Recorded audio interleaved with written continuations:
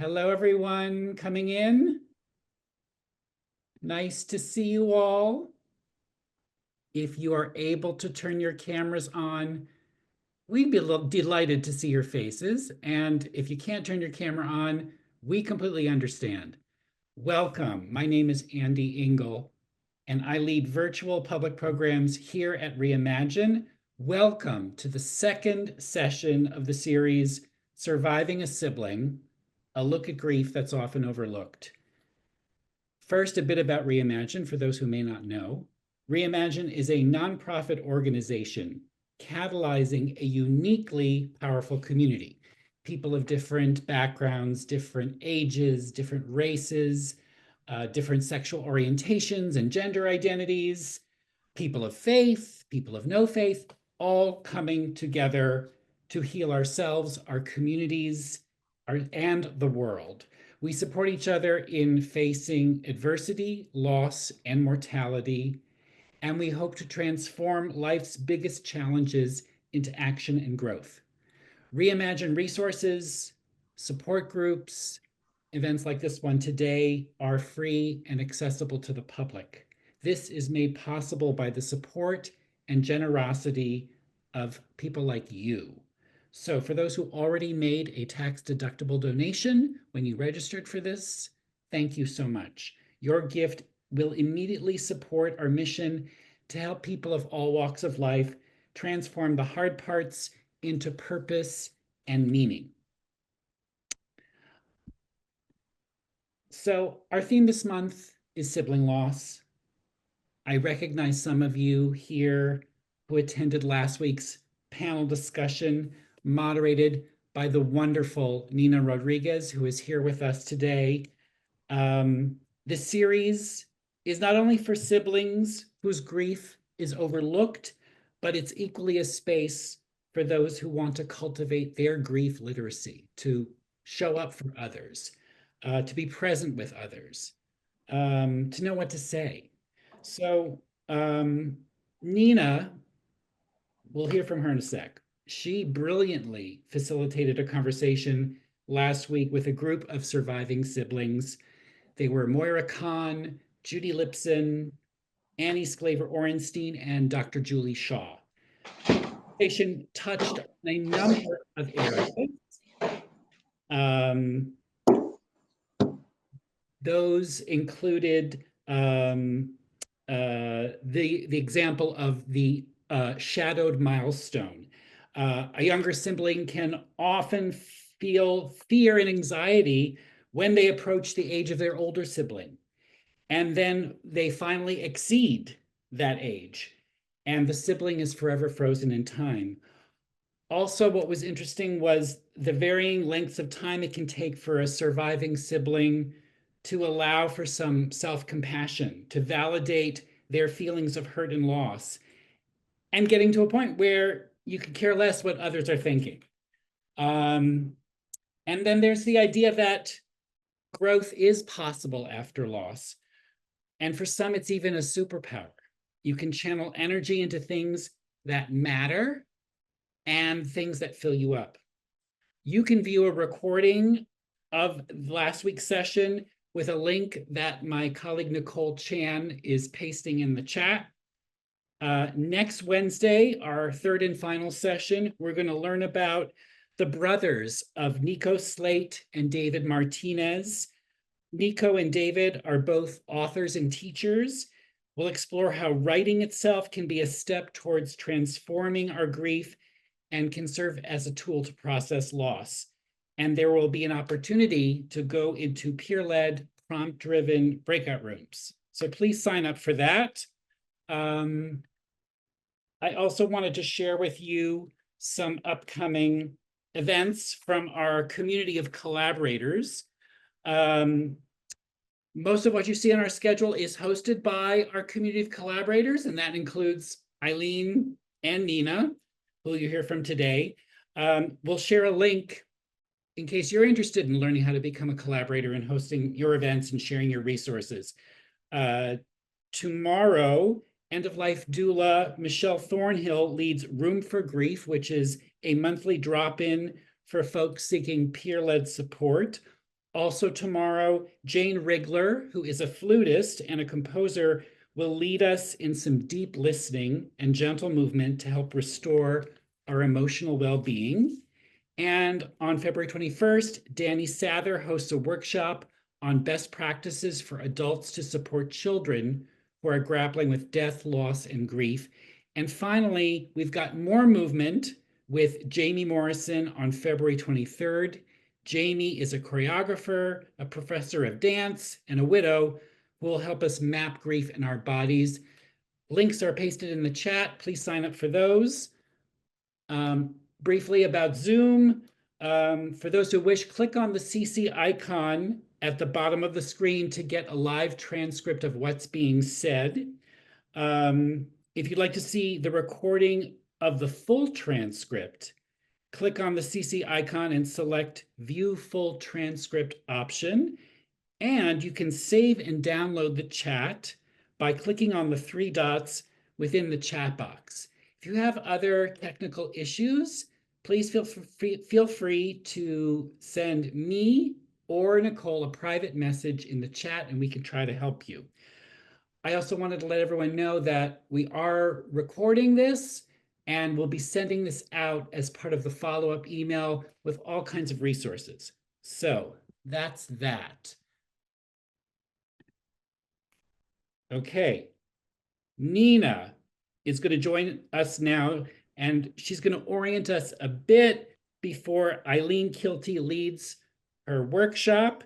Please welcome Nina, the sister of Joseph, and Eileen, the sister of Katie. May Joseph and Katie's memories be a blessing, and may their memory and legacy continue to move you and others.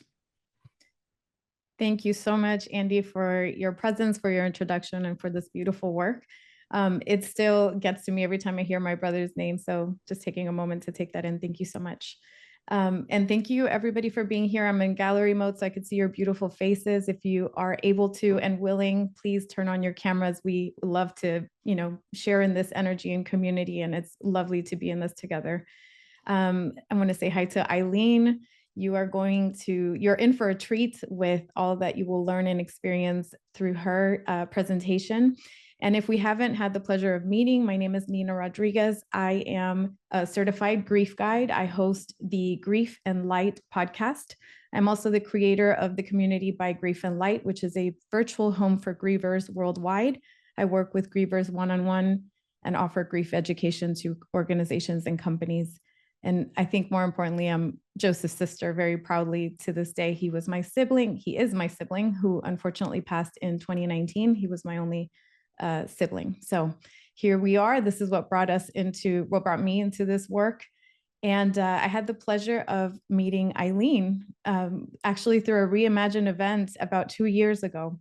And we are so grateful. I am so grateful for these platforms and these opportunities to connect, because this is how we get to know one another, how we get to amplify our efforts and really engage in these important conversations about these topics, particularly with sibling loss. If you were here last week, you were witness to how needed these conversations are. There is a huge thirst for these spaces, and particularly the topic of sibling loss, which goes usually unseen and minimized. And last week was such a testament that there's a need for these conversations. So thank you again, Andy and Reimagine and the panelists and speakers. So let's get started. I would like to take a moment. Thank yourselves for being here, for your willingness to learn about sibling grief. Grief wants to be expressed, witnessed, and integrated. And that's part of what we're doing here today. I invite you to a brief moment of mindfulness. So close your eyes or lower your gaze, whatever feels most comfortable for you. Take a moment to settle in wherever you're tuning in from. Take a moment to breathe and pause and exhale naturally. Together, we honor the journey that has brought each of us here, the love we carry, the grief we bear, the memories that shape us, and the resilience that sustains us. I invite you to bring your siblings into your heart in whatever way feels right for you. Perhaps by saying their name or typing it in the chat. remembering a moment you shared, or simply holding their presence close. And if it serves you, allow them to be here with us in the space of remembrance and connection. We set the intention to create a safe, open, and supportive space where no one's grief is too small or too much, where the often overlooked loss of a sibling is seen, understood, and held with care. And so it is. You can open your eyes whenever you're ready. So grief is physical in nature. That is something that caught me and many other grievers by surprise. If I were to create a pie chart, grief, the physicality of grief in my experience would take up the biggest chunk of that pie chart. And so how do we process that? How do we move that through our bodies? How do we sit with our feelings? We hear that so much, and yet we don't necessarily know what that means. So Eileen is going to lead us and give us some clarity and shed some light on this topic. And I would like to begin to introduce her by sharing some of her story through a question that I would like to pose, Eileen. So you've spoken about losing your sister, Katie, also in 2019, and also losing that sense of your life's witness. So can you share a little bit about what inspired you to connect movement with a specific type of grief, and what you hope that our participants might discover through this somatic exploration? Yeah. So first off, I want to say hi, and I'm gonna do my best to not cry, but I already can feel myself wanting to. So I'm just gonna be with that with all of you. I'm so honored to be here.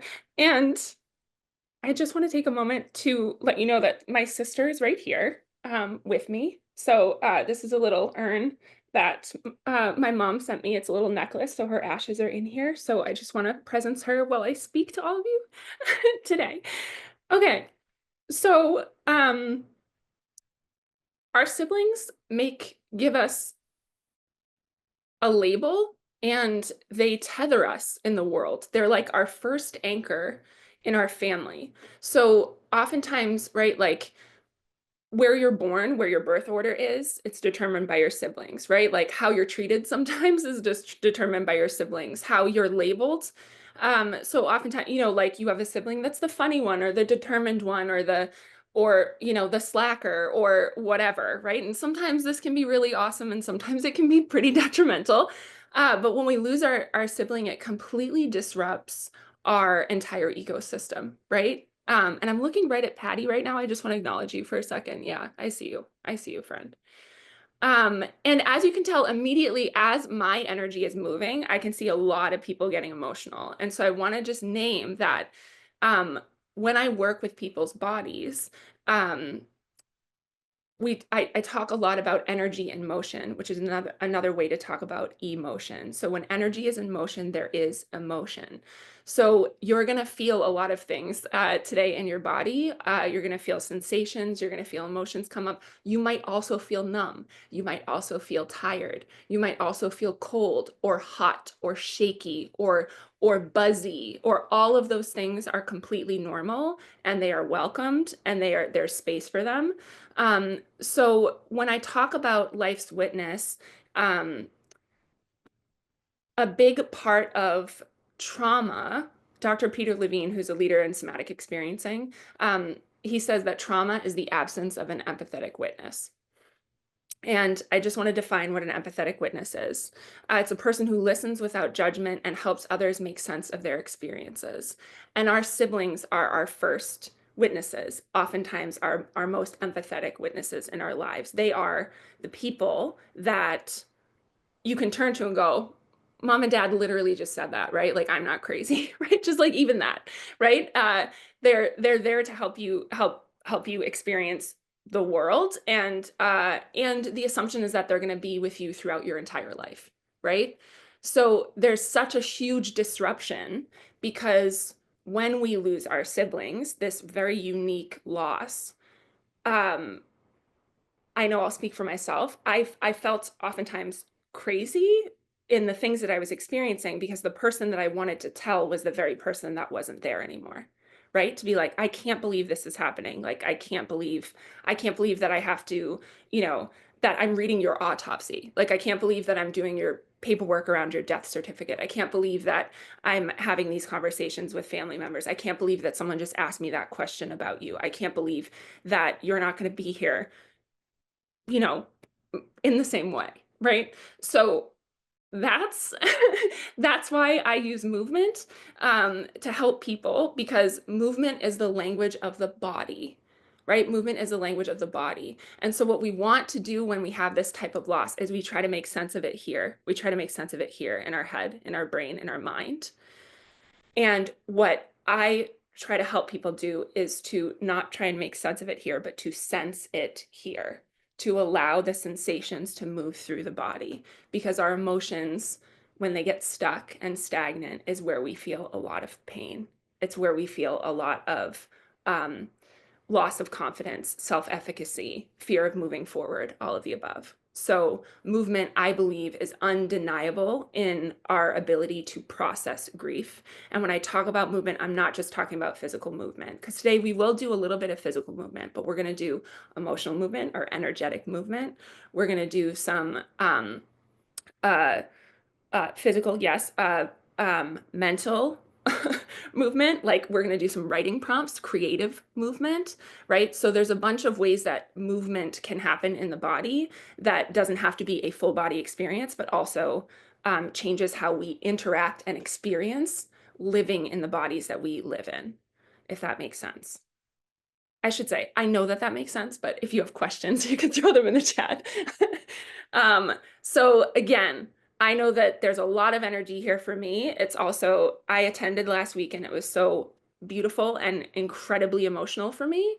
And I just kept thinking, I don't know how the hell I'm gonna be able to talk next week while I run this, because I can feel all of you. I can feel all of your bodies. It's undeniable. The pain, the weight, the emotion, the energy, the sadness, the fear, the rage, the confusion, the frustration, the loneliness that is present in this type of loss.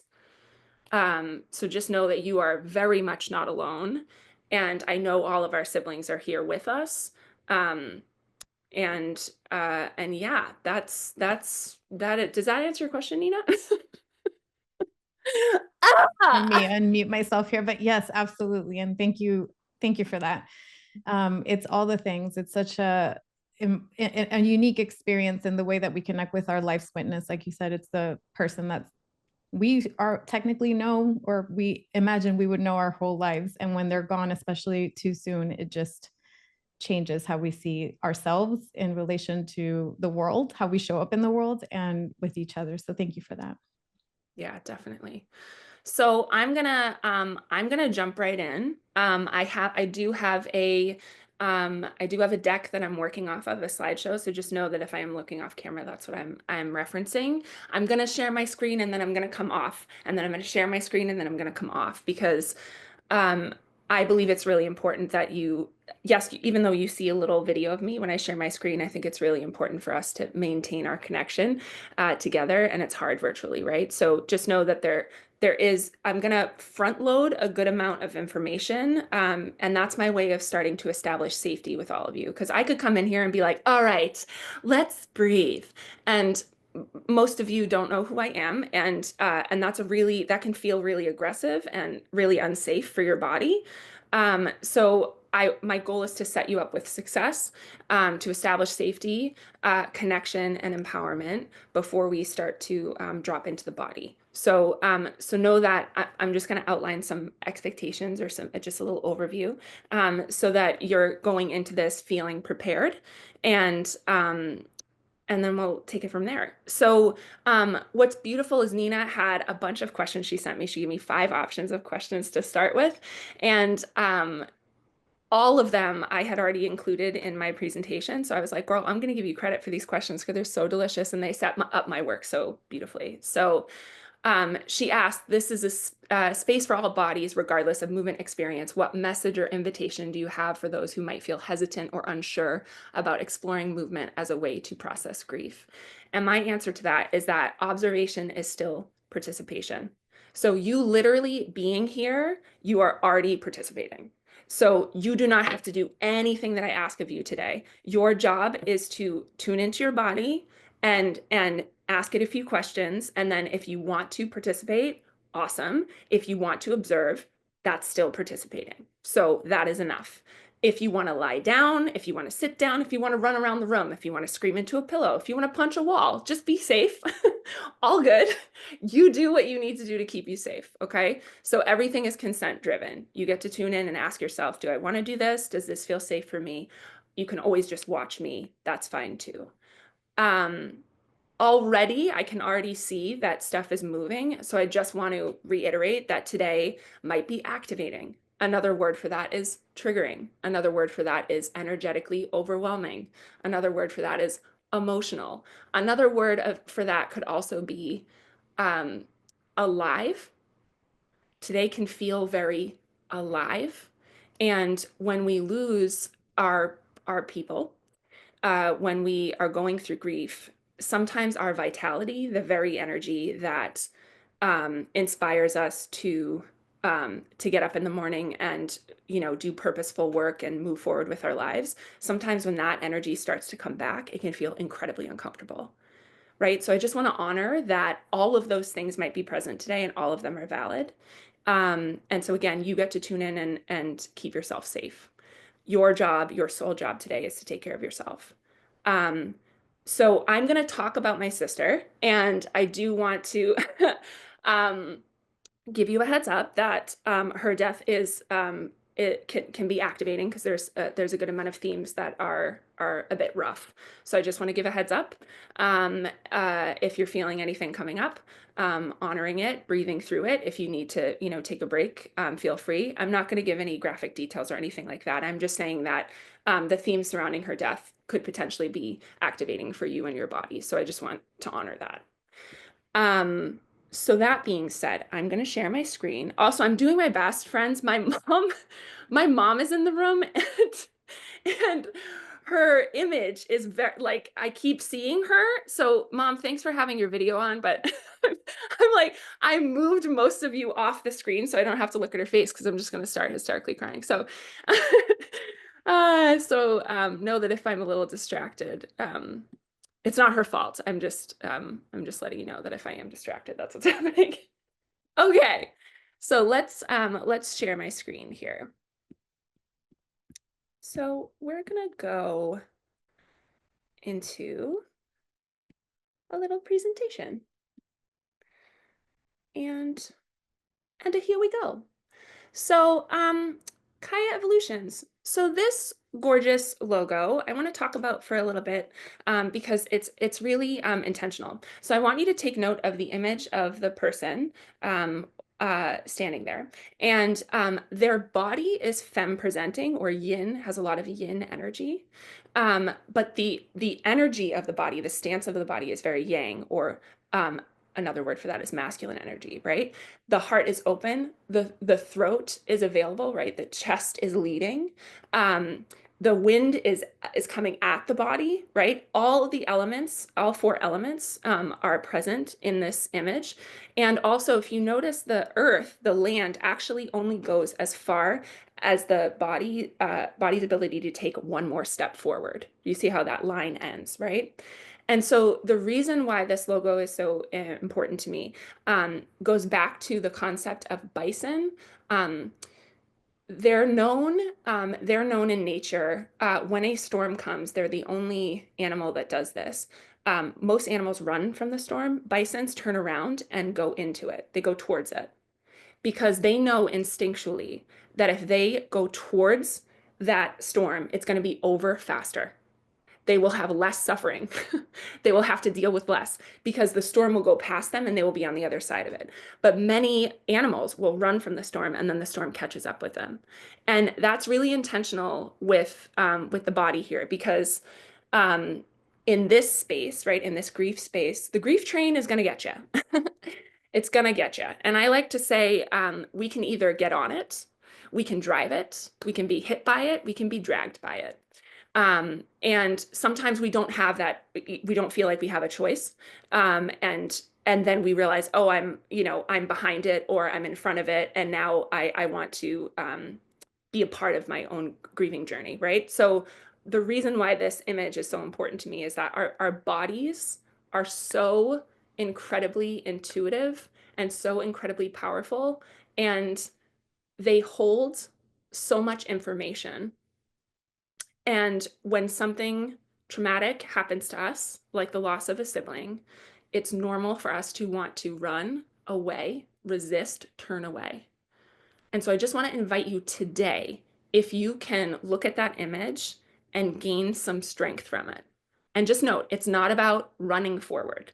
It's not about a million steps. It's literally about taking that next step forward with an open heart, right? With that chest lifted, with the wind at your face, right? And the ability to trust that the body will hold us, will carry us towards that next step. Also, I just want you to take note of, so Kaya Evolutions is the venture that I created. It's my life's work and my love letter to my sister. And the K of Kaya is actually her handwriting. So that is my sister's K. Okay, so, ooh, lies. Oh, I'm giving things away. Okay, so Kaya Evolution's mission, it thrives at the intersection of science and personal magic, presenting transformative somatic integration approach. And all offerings are intentionally crafted to guide individuals, businesses, communities on a journey to rediscover and revitalize the profound relationship between mind, body, and beyond. So this mission got really clear after my sister died. The work that I have done with bodies for the past 20 years has been, I should say segmented. It's been a little segmented, disintegrated. I've done it across many different industries. Wellness and fitness. I'm a professional dancer. I've also been in the arts administration space and all of the above. So presenting on big scale things, but always consistently coming through the place of movement. That's the lens I've always gone through, and working with bodies. But after my sister died, I realized I needed to really integrate all of the parts of my life and put them into one place. So the tagline for Kaya Evolutions is alchemy in motion for embodied alignment, and the concept of remembering together. So taking the parts of our bodies or our somatic experience, which I will define what that terminology means, but the parts that often get segmented after a loss. So I'm sure many people in this room, after they lost their sibling, feel like there's like 80 different versions of themselves kind of floating around in their own body, right? And this idea of feeling disintegrated, disconnected, disjointed. The concept of remembering is actually from a poem that my sister wrote, where she talks about remembering together.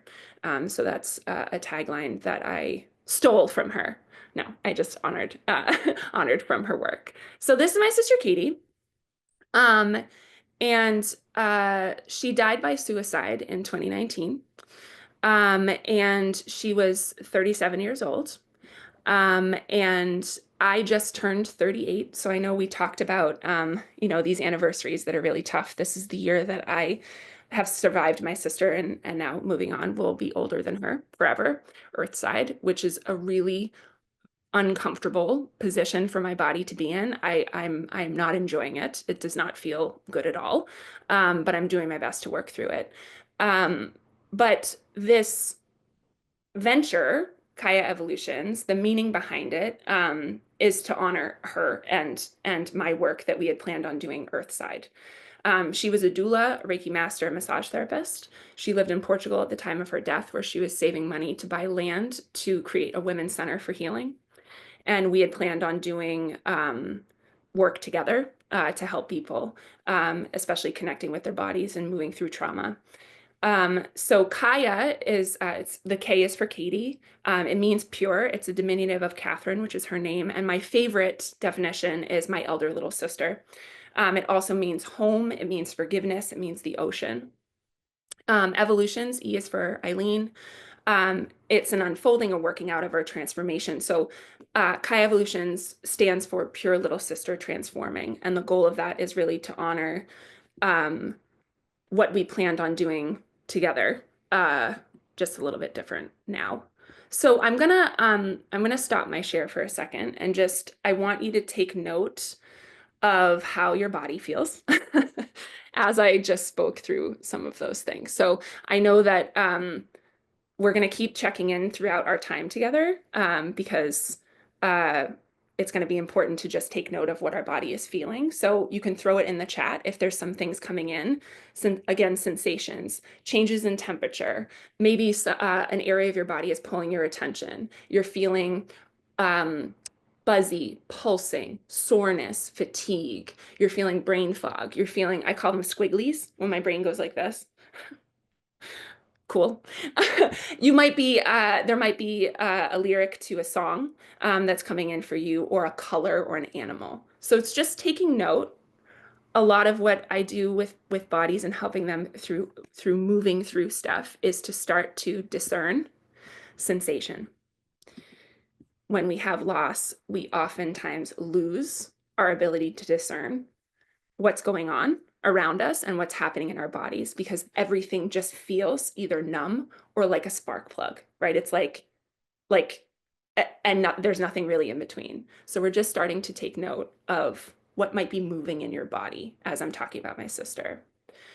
Additionally, surrounding her death, I had a gorgeous interview with Nina on her podcast, Grief and Light. So I could take this full 90 minutes to talk about my sister. She's like the coolest and I love her so much.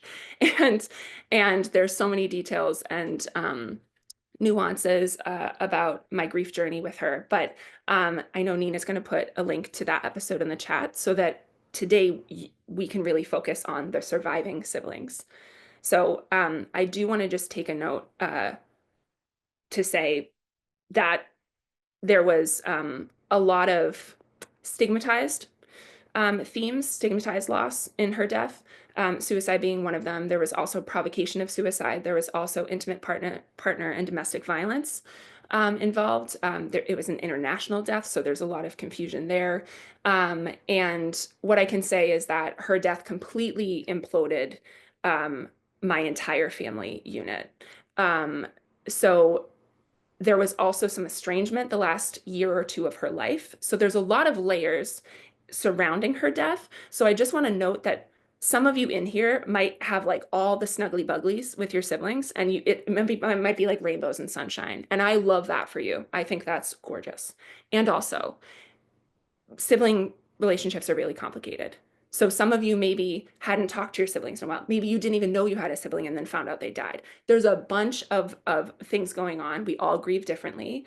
And there's such unique experiences surrounding losing anyone, but especially a sibling. So I just want to note that I will speak about my experience, but your experience is not lesser or more than mine, right? So just like Nina said in the beginning, right? You're not grieving too little or too much.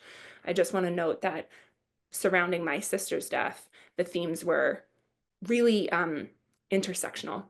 There was a lot of layers going on, a lot of layers, and a lot of ambiguous loss, which we will talk about later, loss with no closure. So before we go into a little bit of terminology, and then I promise we'll get into our bodies a little bit. But I just want to note about post-traumatic growth. This was a theme that came up. I know we talked about it a little bit right in the beginning, but this is a theme that came up in part 1 of this series. I just want to define it, and I just want to talk about it for a second. So it's a phenomenon where individuals experience positive psychological changes and personal growth following a traumatic event. It is not a denial of the trauma or its negative effects, but rather a process of resilience and adaptation. So I just want to name that for me, my definition when I work with people, my definition of resilience is not about pushing through or enduring, but it's about building capacity, which is what we will do today, which is tools and resources to help the body process. All right. But this is my statement about post-traumatic growth for all of you out there. This is not a requirement after loss. It is not a requirement. However, it is often an inevitability. So please know that you waking up, you breathing, you living your life is enough. you do not need to start a foundation or write a book or change careers. If any of those things happen or you feel pull towards those changes, that is gorgeous, and it is also not required. So this loss will change your life regardless, right? And hopefully the changes involved are themes surrounding your clarity of values, what's important to you, what is no longer serving you, and what is pulling your limited energy from you more than it is providing energy to you. So for me, an example of post-traumatic growth was losing all my friends. Can anyone relate? Maybe I lost all my friends. Throw it in the chat if you'd like. I lost all my friends, and we're talking like friends 10, 15 years. So not only did I lose my sibling witness, but I lost my chosen family and them being witnesses in my life. And it was an incredibly painful process because not only did they stop talking to me, but they attacked my character. And the line was, it's the Eileen show. That was what they said to me. It's the Eileen show. No one knows how to talk. Yeah. Yeah. Throw an outrageous statement in the chat that someone said to you that you're like, I can't even believe that was said to me, right? Like throw it in there. I'm sure we could compare notes for months. But I was told that I was making everything about me and that no one knew how to talk to me because they didn't want to upset me. And there was no room for anyone to be going through anything in their life. And I realized like I couldn't fight. I had no energy. So I was like, I can't friend like that. So, okay. Like it was like, I can't friend like that. Whatever you're trying to connect with me on, that doesn't exist in me anymore. Our point of connection doesn't exist anymore. And what I realized was that my point of connection with so many of these people was being the beacon of light, being the support system, being the helper for them. And then when I needed help, they didn't know how to help me. They didn't have the resilience. They didn't have the capacity. They didn't have the tools to be able to show up the way that I needed them to. And I realized like, oh, this is one-sided. Like I can't continue relationships like this anymore. This is stealing so much of my energy, and I'm not really gaining anything from this other than feeling a little bit of an ego boost of like, oh, I helped them, right? This idea of like, oh, I'm there for people. I'm the strong one, right? So I don't know if that resonates for anyone, but I will say that there's a lot of helpers and healers, my sister being one of them, that often don't know how to show up for themselves the way they show up for others. Right. And so what her death helped me realize was that I was showing up for people that had no ability to show up in the same way, and I couldn't expect them to. That was inappropriate of me, right? They just couldn't do it. And so I just had to let them go. But that was an example of post-traumatic growth. It was incredibly painful, but it was so clear, like, oh, these relationships like are empty. They don't align with my values. I'm not friending with them the way I want to friend with them. So I had to release them. I've always done this kind of work, the work that we're going to do today, which is body-based somatic experiencing integration practices. For 15 plus of the 20 plus years that I've been working with bodies through the lens of movement, it's just been in the last 5 years since Katie's death that I have fully integrated all of that work into a more aligned and meaningful and succinct approach. So again, that's an example of my post-traumatic growth. So it wasn't that I started this business, out of nothing. It's the fact that I was like, oh, I'm going to get really clear on the stuff that's important to me. And I'm really going to, laser focus on living the life I want to in the way that I want to do it and showing up fully. Yeah. So, and that might just be cutting out certain relationships or ending a job that's not serving you. It also could just be waking up. So I just want to say that. My final thought on this. While I was preparing for this workshop, I reached out to my friend, Amy, about how important it was for me to make sure I provided a holistic space for this offering and how I wanted to make sure today was a space for the survivors. Because a person close to me in my family not my mom, but a person very close to me in my family after my sister died. And I got really clear about this work and I named my venture after her. And I started really posting about my grieving process. I was told, or I was accused that I was making money off of her death and that I had turned her into a hashtag and that I was making a mockery of her life and her legacy. And that fear came up while I was preparing for this. That statement kept repeating in my head because the last thing I would ever want to do is exactly that. And my friend responded when I was like, I don't want this to come across a particular way, or I don't want to do damage, or I don't, and she said, your sister is your why, but she is not your how, and she is not your work. You get to talk about her because you're talking about your experience through her. And so this is what I want to offer to all of you surrounding the topic of post-traumatic growth or just post-trauma, just that your life does not have to be about your sibling.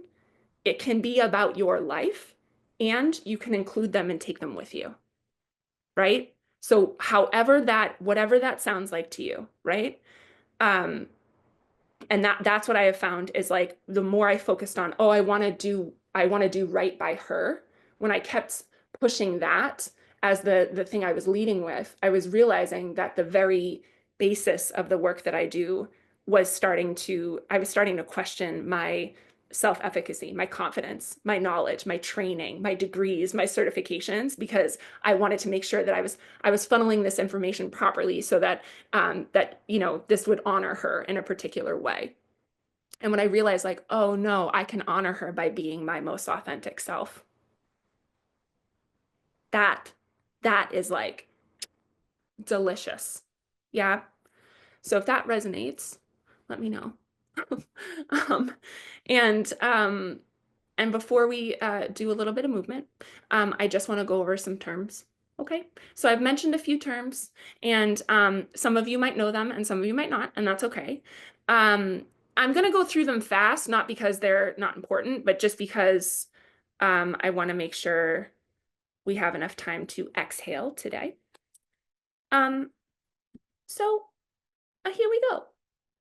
So somatic is a term that really is, lies. Oh my goodness. Oh my goodness. I clicked out. Sorry, here we go.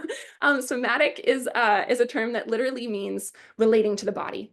So when you hear me talk about our somatic experience, what I'm talking about is how you internally and externally relate to your body and to other bodies around you. So basically, it's like your internal world, how you perceive yourself and how you perceive others perceiving you. It has to do with all of your bodily systems. So it's not just your physical body, it's your emotional, it's your sexual, it's your creative, it's your energetic, it's your spiritual, it's all of it. So when I talk about our soma, I'm talking about the relationship we have to our bodies. Integration is when separate people or things are brought together. Makes sense, right? And then embodiment is a tangible or visible form of an idea, quality, or feeling. And this can be an example, when you can just see that someone like had a really good day, like their eyes just look different. That's an example of them embodying, confidence or embodying joy. Or accomplishment or success, right? We know what that looks like. You can't really name it. It's something that you're seeing.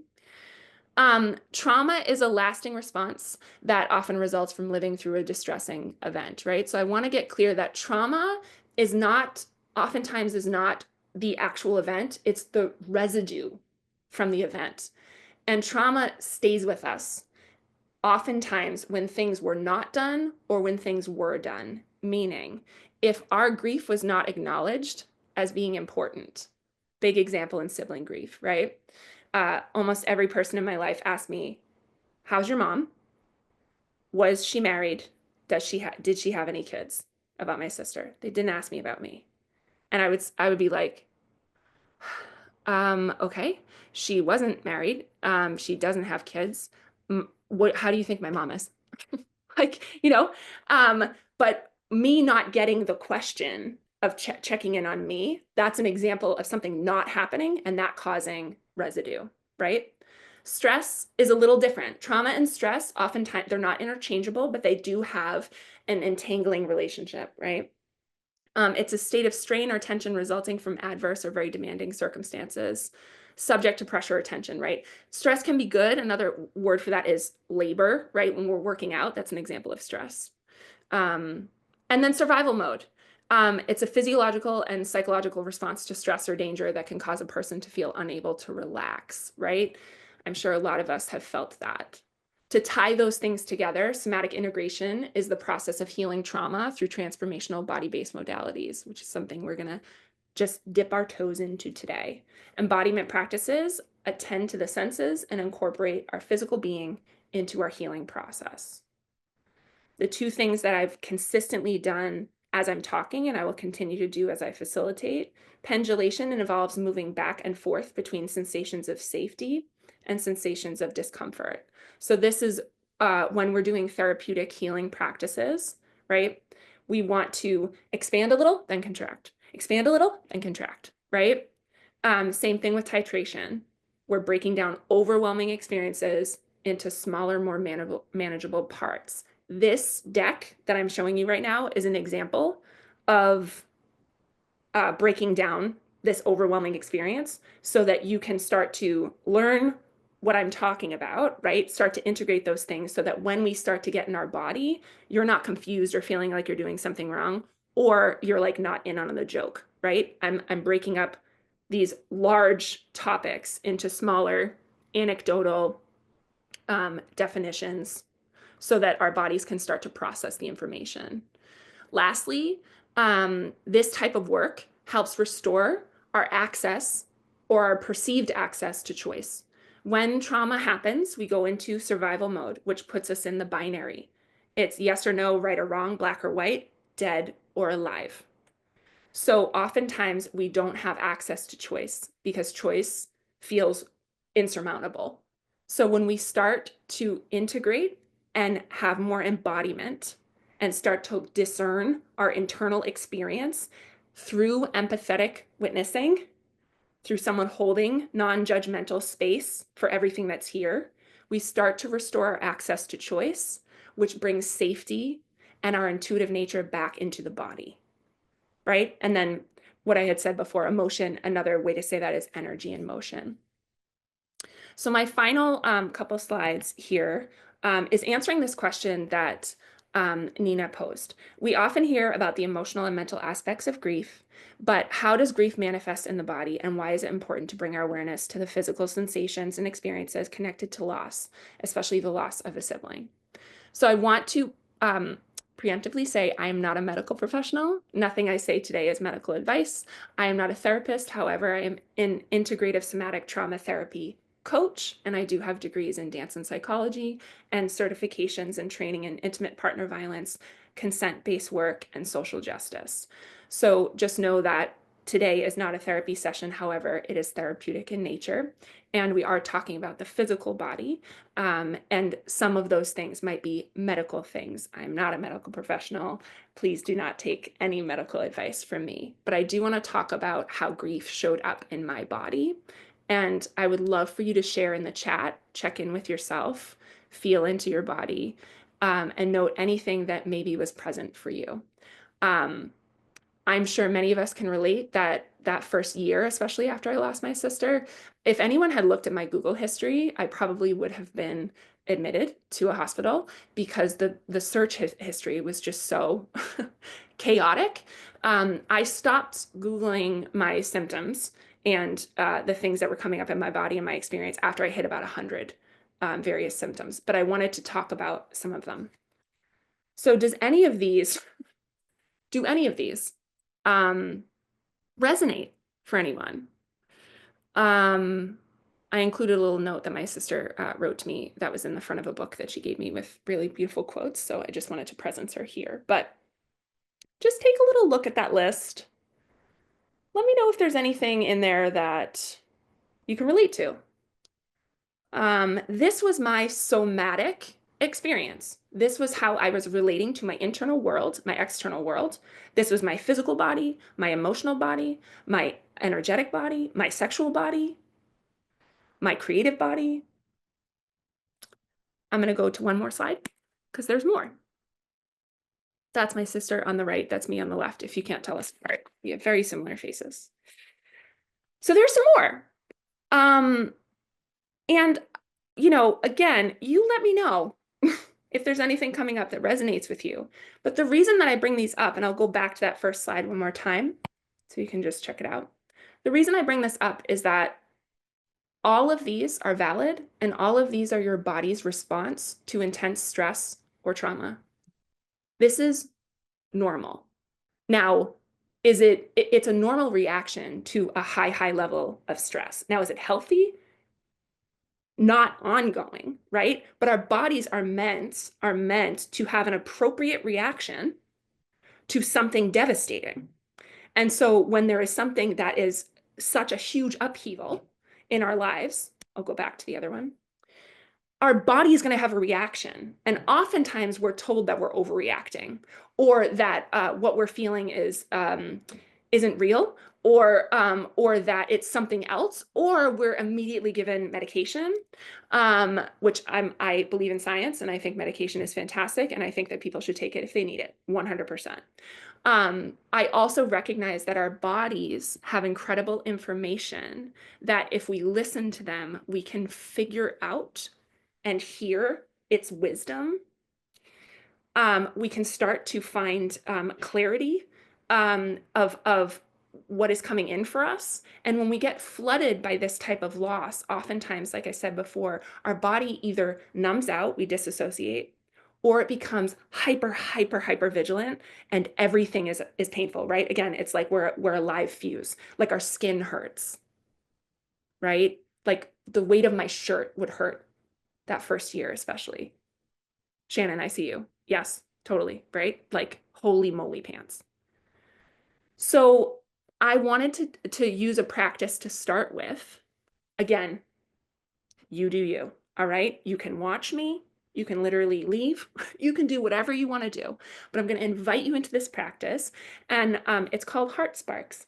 And it's one of my favorite things to do with clients that I work with, because it's allowing our body to create a little force field. So not only are we establishing like a bubble around the body, but we're recognizing energetically where we end and where the rest of the world begins. And when we have a loss, oftentimes we just feel like we're untethered, right? It's like we're unmoored. We're in a storm, right? Where it's a tsunami, right? We're drowning. We're also like up in the air, you know, like it's a chaos, right? So the goal of this exercise really is to help bring presence into the body and start to just build a little bit of acknowledgement of our, like I said, our energetic bubble. So like our energetic boundary, who we are, where we're sitting, what we're doing, because grief takes us out. It takes us out. We're floating above the body, right? Or we get sucked up into the head and we're trying to process everything. Okay. So I'm going to invite you, if you would like, you can do this seated or lying down. I like it seated, but you get to decide. I'm going to place my feet on the ground. I'm going to plant them on the ground so I can send some energy there. Oh my God, I just had a panic moment that I was like, we're done in 4 minutes. No, we have time. We're okay. Panic. Okay. We're going to plant our feet, and then I'm going to really feel my sits bones. If you're lying on your back, really feel the back of your pelvis and your shoulder blades and the back of your head. So if you're lying down, really feel your back body. If you're seated, really feel your sits bones. You can close your eyes or soften your gaze. Obviously, check me out while I'm showing you what we're doing, because you can't see if your eyes are closed, right? But sometimes it doesn't feel good to close our eyes because sometimes there's a lot of stuff in there. So you get to decide if you want to soften the gaze, close the eyes, or you can just stare at the computer the whole time, okay?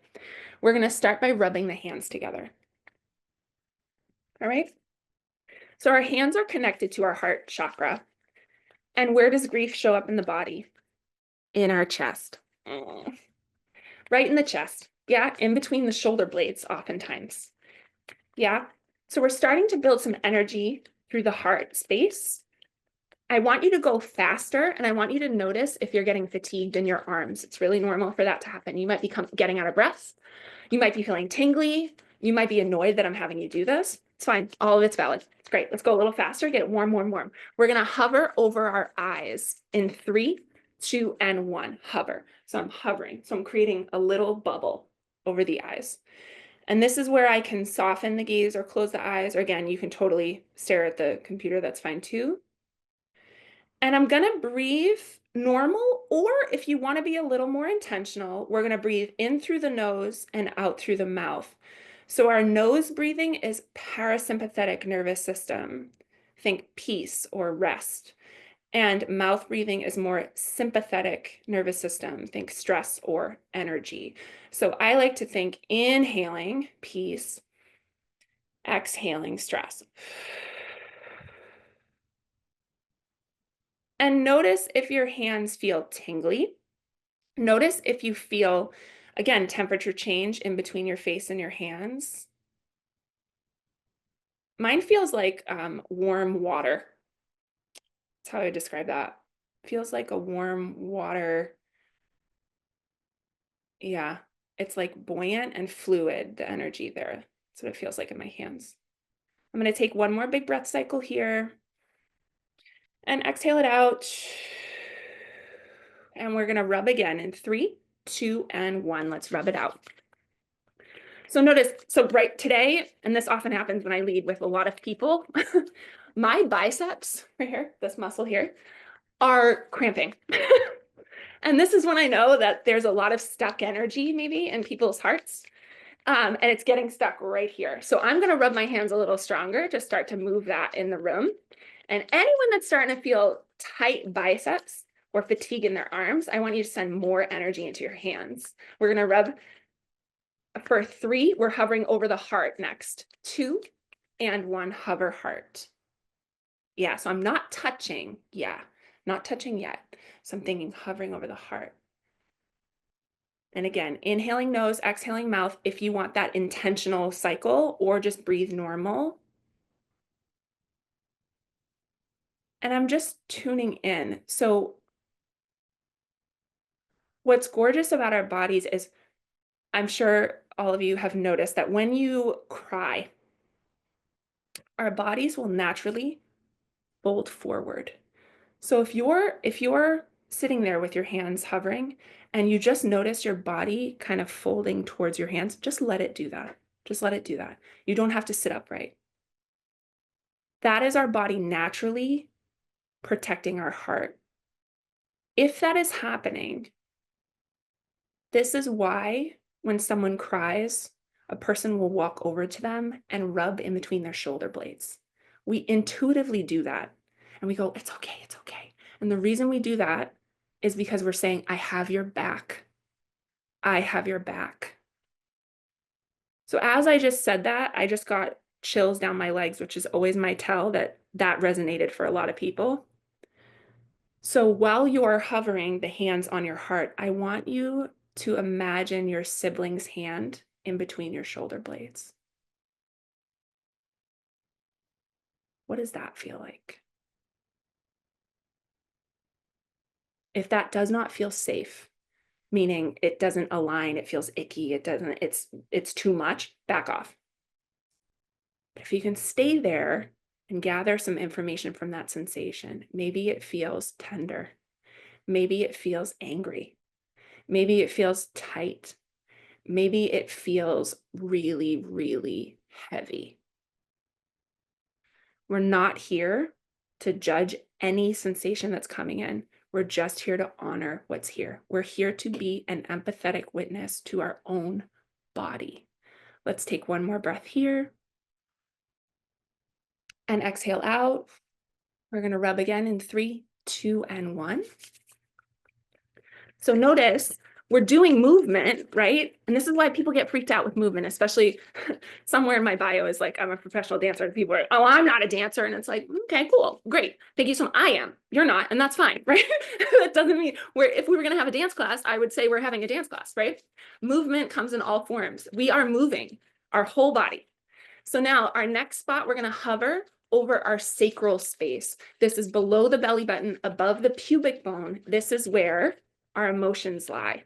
All right. We'll hover over the belly, under the belly button, over the pubic, above the pubic bone. In 3, 2, and 1, hover. So it's right here.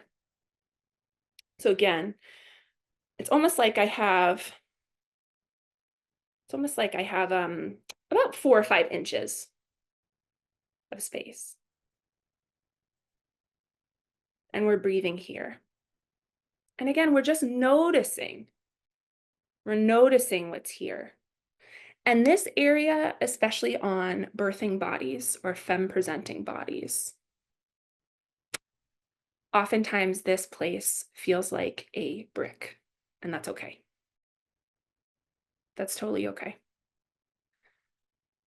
This is where our emotions live. This is where our connection to ourselves and others lives. This is often where a lot of trauma lives, residue. So just honor what's here, whether you can feel it or not. There are things happening. For me, my sacral space feels like this. Blah, blah, blah, blah, blah, blah, blah. That's a, do whatever you want with that information. Blah, blah, blah, blah, blah, blah, blah. It almost feels like, yeah, like, oh, you know what it feels like? Oh, this is what it feels like. You know, when you were a kid and there was like a Jello mold and you'd like tap it and it would go, that's what it feels like. That's what it feels like. And I'm not touching myself, but that's what it feels like. Blah, blah, blah, blah, blah. So cool. All right. That's what's here today. We're going to take one more breath and exhale it out. Feel free, if there's sensations, to drop them in the chat while we're doing this, or ideally after. We have one more body position. We're going to rub one more time. Here we go. Last one, we get to touch ourselves. Ooh, yay. That's nice. Full permission, it's your body. All right, if that doesn't feel safe, you can totally hover. But ideally, we are touching. So right hand is going to go over your heart. Left hand is going to go where we just were at the belly. And we are going to touch the body in 3, 2, and 1. Right hand, heart, left hand, belly. And on the inhales here, I want you, if you're having trouble finding that cycle of breath, right? It's not even. On the inhales, lift up the shoulders towards the ears, if that feels like something you want to do, and then exhale and lower the shoulders down. Oh, Nicole, that was gorgeous. Oh, did you see how much more you exhaled? Let's do that again all together if you want to. Big inhale. Tiny, tiny neck. Exhale.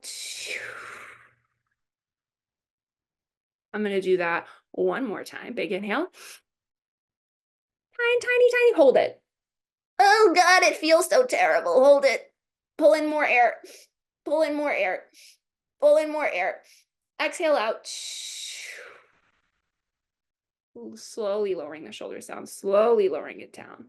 And we'll take a few more breath cycles here. Just notice how much more space you might have. Maybe more emotion. Maybe more tenderness. Maybe more rage. Whatever, it can be there. That's totally fine. And what I like to think when my hands are in this position is I like to think about almost like a cycle, that my hand from my heart is pulling it down towards my sacral space, and my sacral space is funneling it up towards my heart. So I'm thinking of the cycle of the breath moving almost like planets orbiting the sun. And I'm thinking of cycling that energy through the body, through the body, through the body, through the body. We'll take one more breath here. Big inhale. Ooh, Shannon, beautiful. I love that you are yawning. That's awesome. That's awesome. You can release the hands if that feels good. Yawning is your body, literally your parasympathetic nervous system, your peace, your rest and digest. Your nervous system is going, oh, I need more breath. Oh, I'm feeling tired. Oh, I'm feeling present. Oh, I'm feeling rested. If yawning comes in today, please let your body yawn. Your body is wanting more oxygen, and it's doing that because it's trying to integrate what we are doing. That's gorgeous, delicious. I hope every single little video, everybody's yawning. I will not be offended at all. Okay, to finish out this moment here, we're gonna do 2 self hugs, and I do these with my clients all the time. I do them with myself all the time. What's incredible about our brain is that it can't tell the difference between our body hugging itself or someone else hugging us. I'm not saying that we shouldn't get hugs from other people. We do need that for because we are interpersonal people, right? We are connected, but a self hug allows us to really start to find some grace, and it can be really difficult, especially in the grieving process. Okay, so just know your body might resist. That's okay. You might be frustrated with me that I'm asking you to do that. That's okay. You might be like, this is stupid. I don't feel anything. All good. Live your dreams. I will not judge you. But if you would like to come with me, we're going to inhale the arms really wide, just like as big as possible. So big, the biggest. Arch the back, lift up the head, open up the throat, open up the chest. Big inhale, and then exhale. Give yourself a hug. And you might naturally rock. You might rub the back. Again, you might feel tenderness here. You might feel sadness here. You might feel stupid here. That's fine. All good. It's all good. All of it's welcome. This might feel really nice. You might also feel like you don't want to let go. I get that. You can do these forever if you'd like. We don't have all the time today, but when you sign off, hug yourself. We're going to do one more switch what arms on top. Big inhale, inhale, inhale, inhale, inhale, inhale. Big exhale. Whatever arm was on top first is usually the one that's the most comfortable. So if you forgot, just do the one that feels uncomfortable. Beautiful.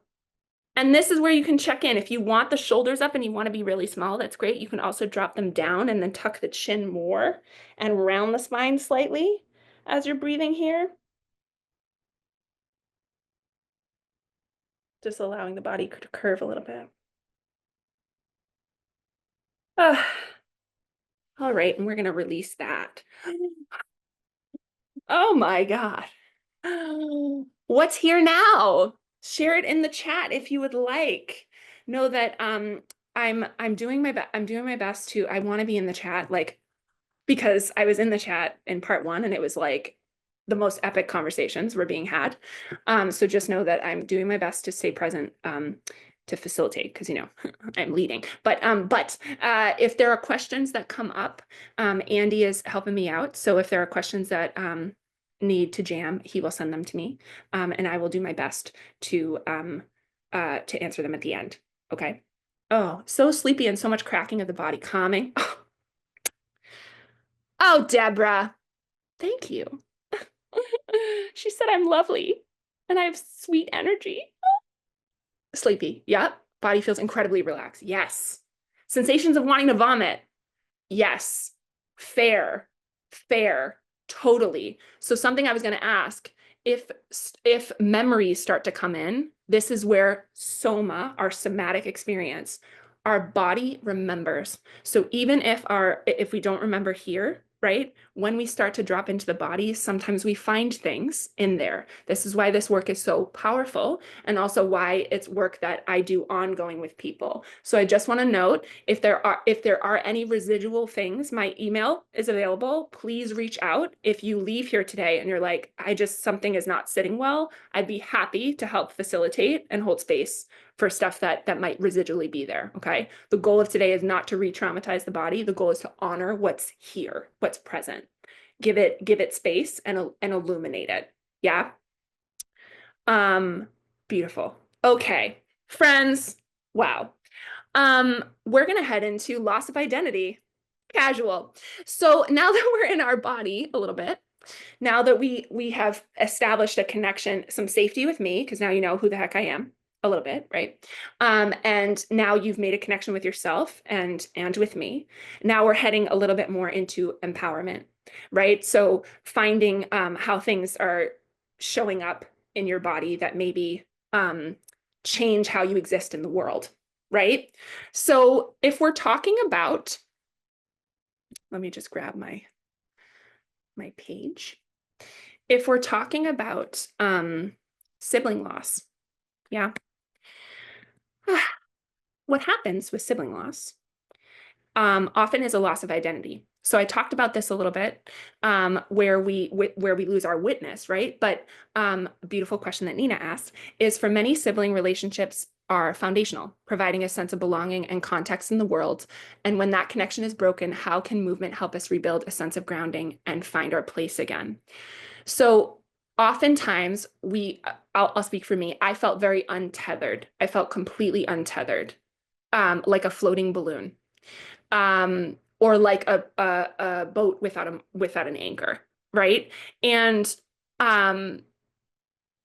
oftentimes with stigmatized loss or estrangement, disownment, ambiguous loss, which again I mentioned before, ambiguous loss is loss that does not have closure. So an example of ambiguous loss, activation warning, is if someone goes missing and their body is never found, but they are presumed dead.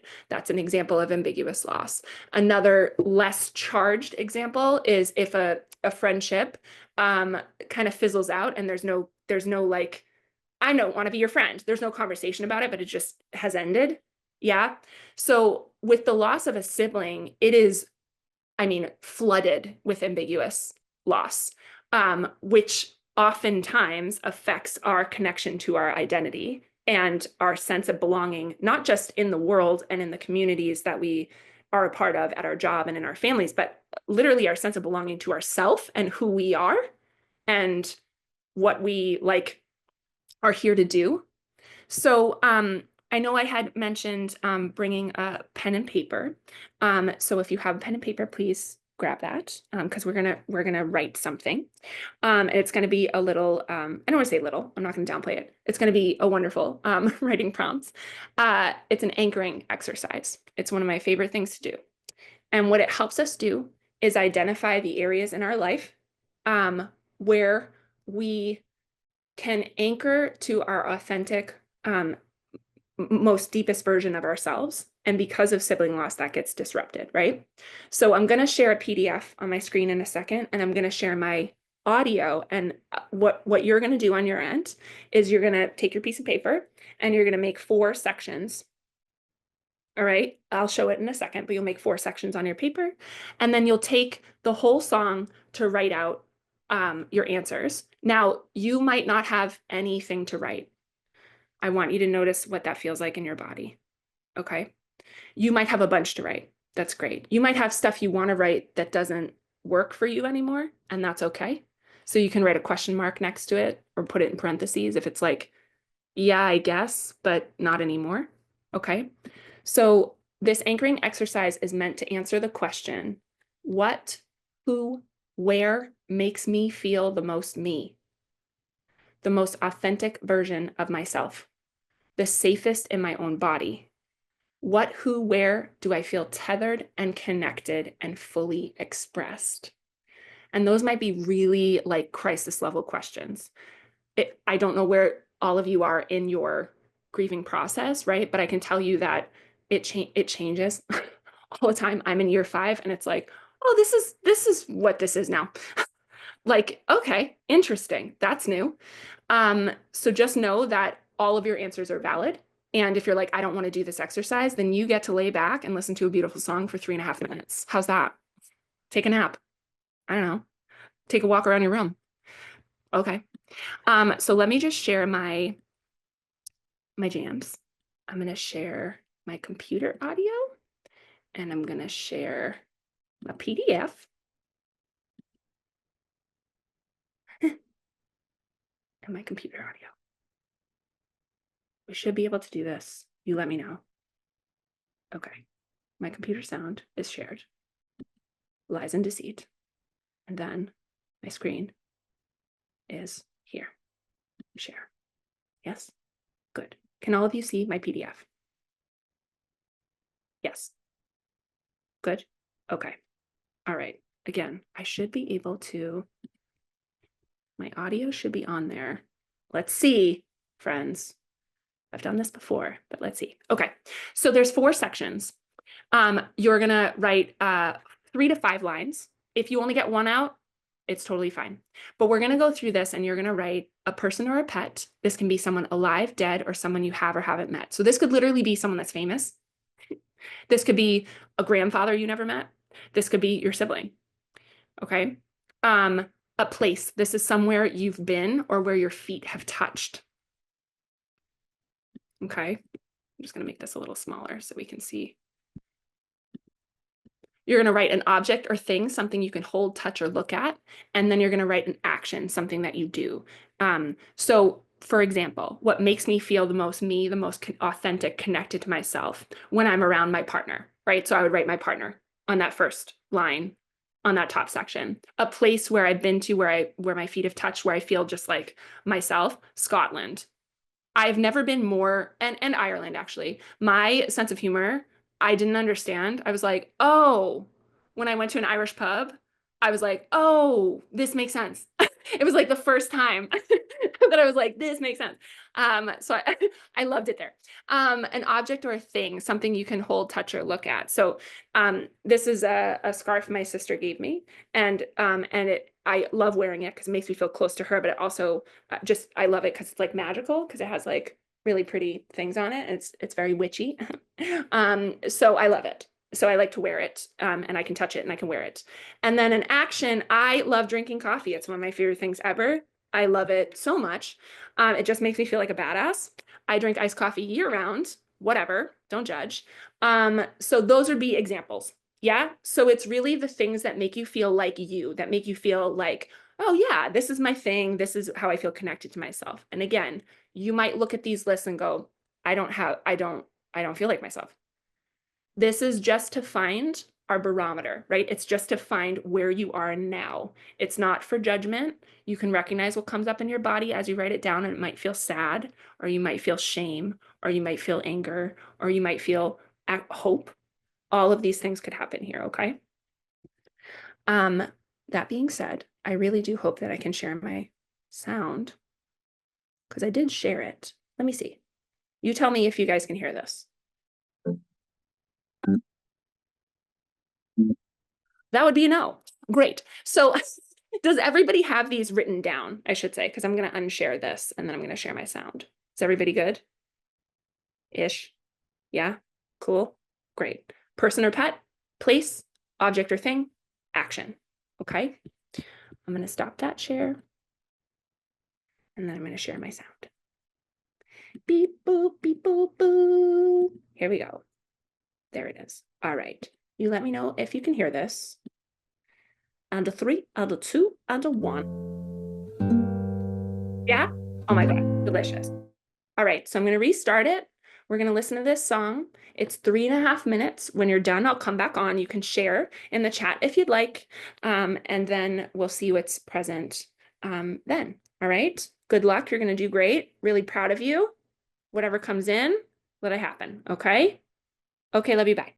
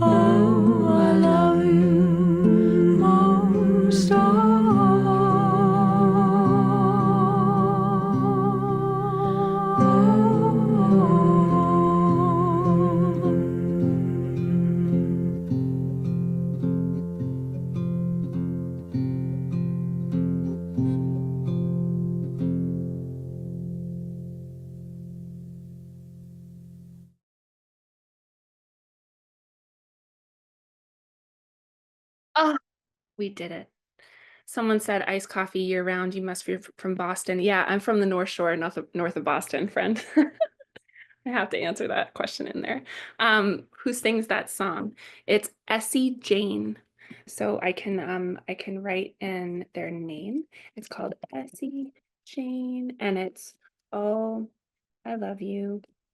I love it so much because it's like a lullaby. Um, so, friends, what is here now? I know we're coming up close, and I know I have like jam-packed this. This is always the thing with like movement and the body. It's like I can't just like get up in there, and not explain some things first, but we need time to exhale and space to expand, right? I always want to just give more and more, trying not to flood. But I would love for anyone, if you want to share just some stuff that came up in what categories. And what I'll say with this exercise is the goal of it is, again, to find a barometer, right? It's to find your foundation of where you are now and how you feel connected to yourself or not.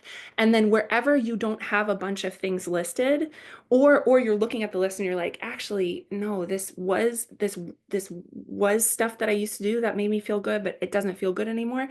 There's the area of opportunity, right? There's the area of opportunity to build more capacity, more connection, more people in your life that understand you, more places that you want to go that feel safe, creating, you can redo your apartment, or like buy a trinket that you like and is magical and you want to look at it, things you want to do that maybe you haven't done in a while, or you don't want to do them anymore because they make you too sad right now, and you can put them like kind of off to the side. This list is meant to live and breathe for you to add and subtract to it, so that when you are feeling disconnected from who you are because we've lost our witness, we've lost our connector, we've lost one of our anchors in our life, we can look at this list and it pulls us back. The reason I use the imagery of anchor is that when you have a boat and the anchor's down, right, the boat can move around. It's a pivot point. It can be pulled in a storm. It holds you stable. And the other thing is you can pick up the anchor and you can go somewhere else, and then you can drop the anchor there. So the goal is that you're creating these anchors in your life that bring you back to yourself. Like my friend Amy, that was like, your work is not your sister. She informs your work, but your work is not your sister. Your work is the work that you do, and you get to bring her along with the work that you do. I have one more thing I would love to do with all of you, and then I know we need to close out. There's one more thing I want to do. It's called a body pat down. And you can do it seated. Ideally, standing is best, but you can absolutely do it seated, and you can also just watch me. And there's going to be 3 hand configurations. All right, I'm going to give you these 3 options. It's going to be a cupped hand. It's going to be a swiping or sweeping hand, or it's going to be, I call them piano fingers. Yeah. And you're gonna pat your body down from head to toe. And this is just a way that, how we created that force field? And then we just, in our writing practice, we kind of sucked back up into our head for a second, right? We went a little analytical. You maybe were feeling sensations in the body while you wrote, but the goal is that we drop us back down into the body again. So we're going to bring ourselves back into the body one more time. Okay. So we moved some energy. We then wrote some energy. Now we're going to pull some energy back in. Okay. So I'm going to stand up, and you can come with me if you'd like, and you get to decide. You will know, now you'll know all my secrets. You'll see the rest of my apartment, but you will know what hand configuration feels best, okay? So oftentimes I'll do 4 rounds of this, but for the sake of time, we're just gonna do 1. But I want you to start on one of the hand configurations, and if you're like, I don't like this, switch to another one, right? So the goal is that you're establishing a sensation that your body is craving, that you are giving yourself, okay? So a cupped hand is going to be more hitting, yeah, around the body. Swipes and sweeps are going to be more almost like you're showering, you're like, or like brushing hair off yourself, right? When you can't find a hair and you're like, where is it? Yeah. Or piano fingers is going to be a little bit more, it feels a little more activating and a little playful. Okay, you decide. If you want to add a mantra, my favorite is, I love you, I'm listening. And this is just us telling our body that I'm right here. That's another mantra you could use, I'm right here, but I love you, I'm listening. All right. Feel free to say that in your heart or your mind or out loud with me. I'm going to start on my head. Today, I want to do piano fingers. That's what my body's craving. So again, cupped hands, piano fingers, or swipes and sweeps. I'm going to start at my head. I'm going face, head, back of the neck. Again, body pats, swipes and sweeps, or piano fingers. And I'm saying, I love you. I'm listening. Careful around the nipples. I love you. I'm listening. Get the back of the body. I love you. I'm listening. Front of the body, get your butt. I love you. I'm listening. Inner thighs. I love you. I'm listening. Down all the way. Tops of the feet, bottoms of the feet. I love you. I'm listening. I love you. I'm listening. I love you. I'm listening. When you finish, just notice you might feel buzzy. You might just feel like, oh, like an arrival. If you are feeling really exposed, this is where you can kind of bring something else in, and you can come back to your self hug. You can shake out your body. And then come back to say goodbye. Never. If you have any questions, I know we're right at time. If there's any burning questions that I can address now, amazing. But if you are wanting to connect with me, my email is available. I know that they threw everything in the chat and things. I do want to say, one, I'm so proud of all of you for showing up. I know it is not easy to come and do something that you maybe don't know what to expect. It's hard to describe this type of work because it's like, we're going to move and I'm probably going to cry and you might cry and, things are going to happen and we're going to talk and whatever. But it's difficult to name something that is a felt sense.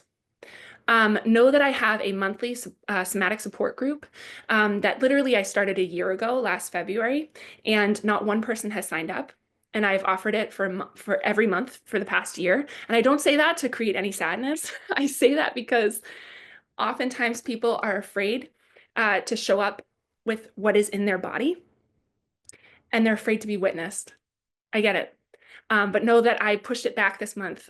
So it is this coming Tuesday. It's Tuesday the 25th. It's limited space. So if you want to snuggle with me, this is the type of work that I do. I also do one-on-one coaching and things. But I'm just so honored to be able to create and hold space for such a forgotten demographic of people. And awesome. Yeah, Andy. Yes, I will send all follow up. Yes. And I'm just so grateful to Reimagine and to Nina. And is there anything else that anyone wants to say or do or tap dance? Thank you. Welcome. Beautiful. Anyone? Hello. You're amazing, Nina. If you want to share anything that came in that's here now, feel free to do like one word in the chat. Oh, my energy is pure magic. Okay. Love, beautiful. A big word that usually comes in is freedom, release, lighter. Oh God. Validated. Oh God. Okay. This is where I'm gonna cry. Oh my God. Okay, great. Perfect. I'm gonna stop. Hungry? Perfect. That's awesome. That's your body. Again, that's your nervous system being like, I need fuel because we just moved so much. Ah, gorgeous. Okay, friends, just know that you might have a vulnerability hangover. That's my last statement, okay? So you might be really tired. You might be really hungry. Your body might be really sore. We did a lot, even if it didn't feel like we did a lot. So like literally after this, I'm gonna have a sneaky snack and take a nap. Well, you deserve it, Eileen. You deserve that nap. Thanks, We Andy. love you, and we're listening. Nina, we love you. We're listening. Can we show some little piano fingers for Eileen? Thank you. I want to encourage you all to complete our survey. Nicole is going to be pasting that in the chat. We want to hear from you. We want to improve. We want to know what your interests are. So please complete that. Also, you should join us for the final session in this series. We've got a fantastic pair of presenters. We've got We've got David Martinez. We have Nico Slate. So please sign up for that. I also want to encourage you to also make a donation if you haven't. We really appreciate that. We've got a link for that in the chat. We're at time, so I hope to see your faces again next Wednesday, and wishing you all a wonderful rest of your day. Thanks again, Eileen. Thanks, Nina. Thank you. Thank you, Nicole. Bye, Thank you. everybody.